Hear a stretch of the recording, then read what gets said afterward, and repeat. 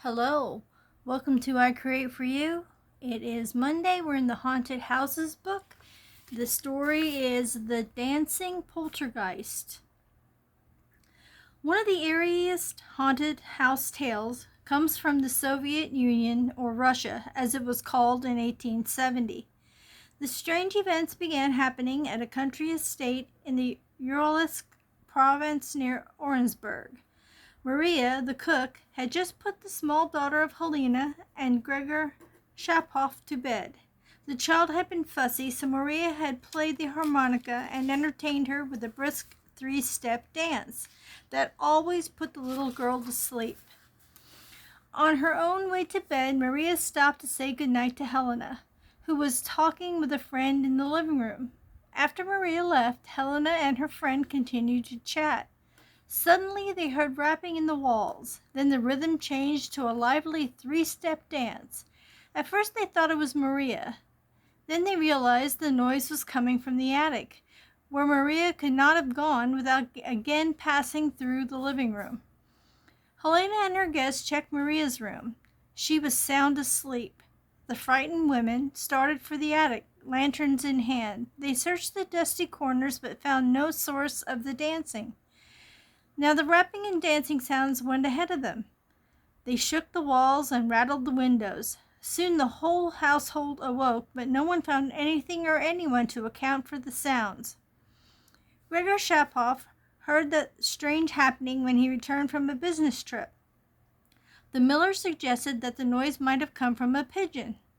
He had knocked down a nest from under the eaves earlier and thought the bird might have gotten into the house. Gregor happily accepted this sensible explanation. After dismissing the household, he settled comfortably in his chair. Around 10 p.m. he heard scratching noises, then the sound of a perfect three-step dance. "Helena must be trying to tease me," he muttered. He went up to the bedroom to scold her, but he found his wife asleep. Gregor heard more dancing steps and then loud raps that awakened Helena. He grabbed his gun from the drawer, aroused his servants, and set out to find the intruder, but they found nothing.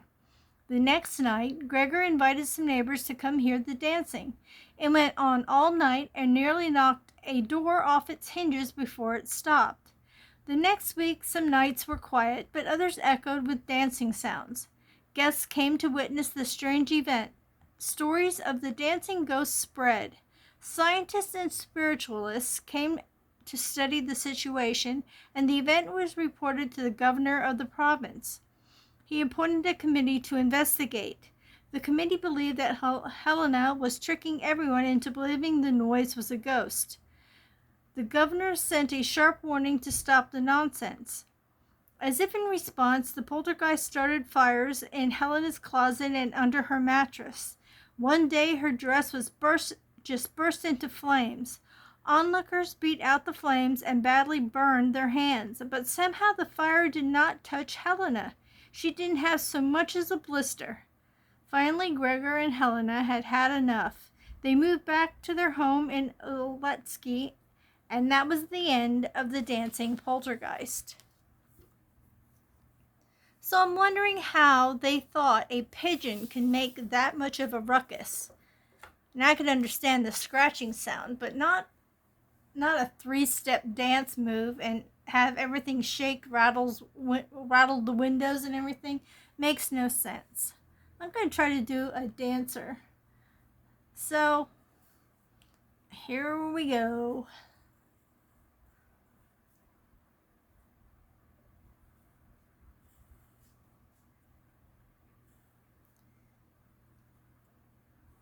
I almost forgot about doing this today. I don't know, I had a whole pile of stuff I had to do upstairs in the craft room, and time just got away with me. Now Mark is going to be coming home very shortly, and I'm trying to get this done before he comes in. I don't know that I'll get it done. If not, I apologize. You'll hear him, but that's okay.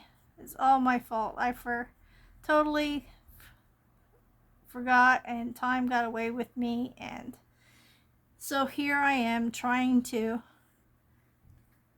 trying to get this done now.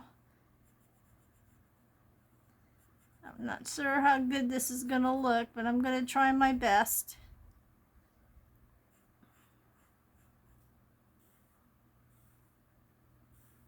This is like a veil that she's wearing. So,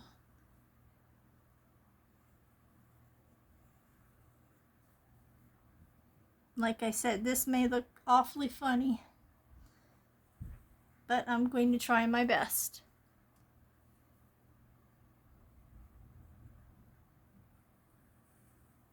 Got the old rib cage going here. Oh. Alright, let's see what I can make this look somewhat like a rib cage.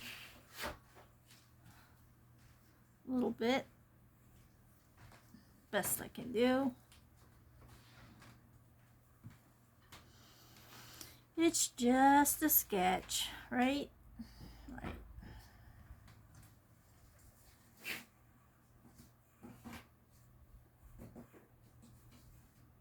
Just a rough sketch here. Okay. This is part of a shawl that she's wearing. Of course, she's a dancer. She's got to have a nice outfit, right?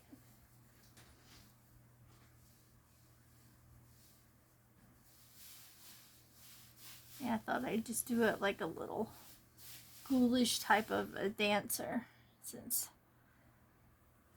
it was some kind of poltergeist. We don't really know what she's going to look like, so I'm just going to do some kind of skeletal dancer.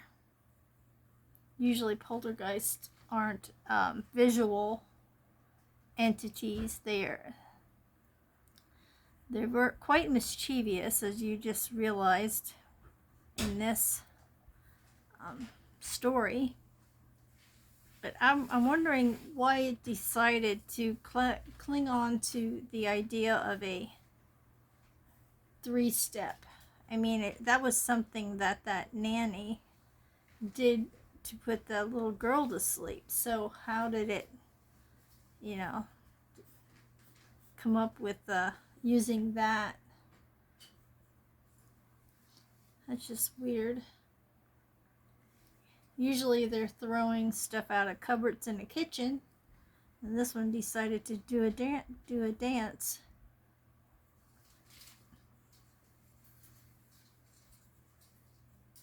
This is the shawl, and the other shawl on the other side here. Okay, we'll do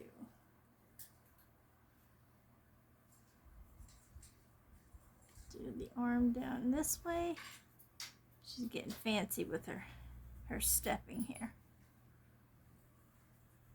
I know these bones aren't really good looking, but like I said, it's just a sketch.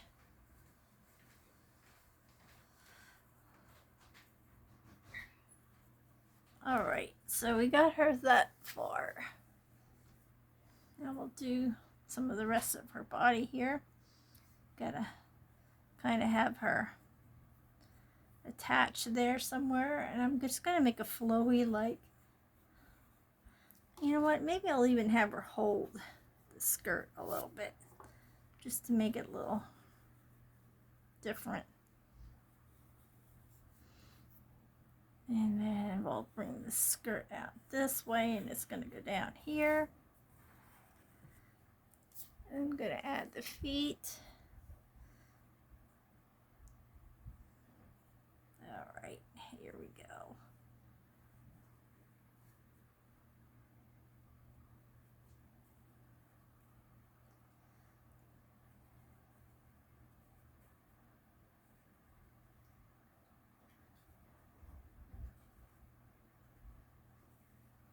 And there's one funky looking foot, and then this one is going to come down here.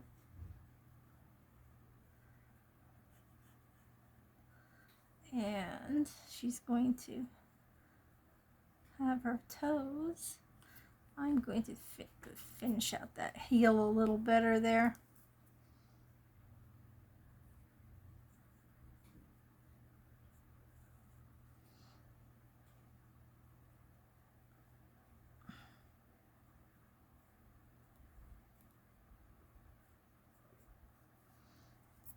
And this is the floor.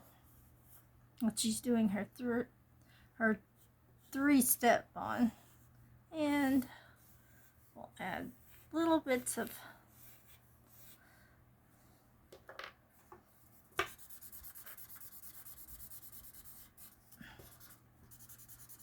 I'm just going to color the part in that's like the shawl type and this skirt here. I'm going to make that shawl come down here a little further. Oops. And then do her head piece just to distinguish it from the skeletal part. So you can see, I'm just going to, this would be the back of the shawl. There. 2. Okay. And that's her head. Her head scarf. I'll just make it up here a little bit more. And there we have the dancing skeleton that is making all the ruckus in this Russian home. There she is. She's enjoying her stepping. Thanks again for stopping by. I hope you liked this little tale. It was kind of interesting. And knowing it happens all around the world, right? In different ways. So, yes, it was an interesting story. It's funny we didn't really get any more history as to like the background of who it could have been. Like I said, I think if I would have stuff like that happening in my own home, I'd probably try to investigate it a little bit just to get some kind of idea of what might have sparked this. And it really is a mystery that it was chosen, had chosen the 3-step to kind of spook the guests, and that whole thing with the burning, catching her dress, catching Helena's dress on fire, and then she didn't even get burnt herself, not even a blister. That's kind of unique and kind of spooky in a way. I mean, I'm glad she wasn't harmed, but I don't know what the whole idea of that was. I mean, you could have kind of burnt something else rather than something on a human body, but we will never know. That's the whole idea behind some of these stories. They're mysterious, and sometimes they just stay that way, and we can just draw our own conclusions. Thanks so much for stopping by today. Hope you enjoyed this story, and please give me a thumbs up. Subscribe if you haven't, and if you have, thank you so much. And stay happy, stay healthy, stay creative, stay colorful, stay creepy, and stay tuned for the next video. And stay true to yourself and stay kind to everyone. It does matter. As I always say, you may get sick of hearing it, but we all gotta be kind. It's the only way we're gonna get through this tough world we're living in today. Thanks so much. Bye-bye for now.